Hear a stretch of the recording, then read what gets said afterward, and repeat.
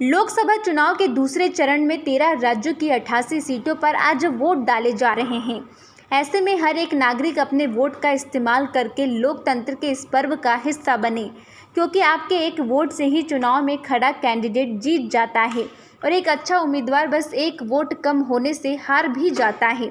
हम अपने वोट के जरिए एक अच्छे सांसद का चुनाव कर सकते हैं। आपका यह वोट बदलाव की बयान ला सकता है। ऐसे में आप अपने वोट की कीमत को समझें और उस वोट को वेस्ट ना जाने दें। चलिए अब हम आपको आपके वोट की कीमत बताते हैं।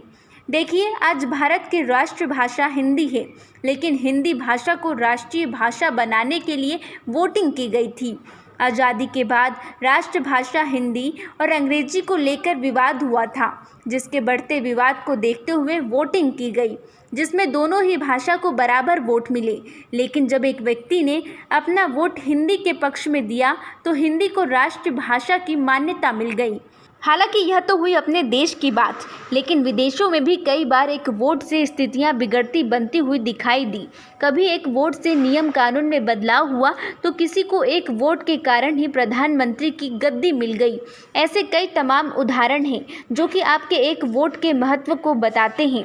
एक जिम्मेदार और जागरूक नागरिक होने के नाते लोकतंत्र के महापर्व में अपनी भागीदारी को बढ़ाएं और अपने आसपास के लोगों को भी वोट डालने के लिए जागरूक करें। और जब आप अपना नेता खुद से चुनते हैं, तो आप हक से कहते हैं कि चुनाव में हमारा भी वोट था और अपने देश के प्रति जिम्मेदार महसूस करते हैं।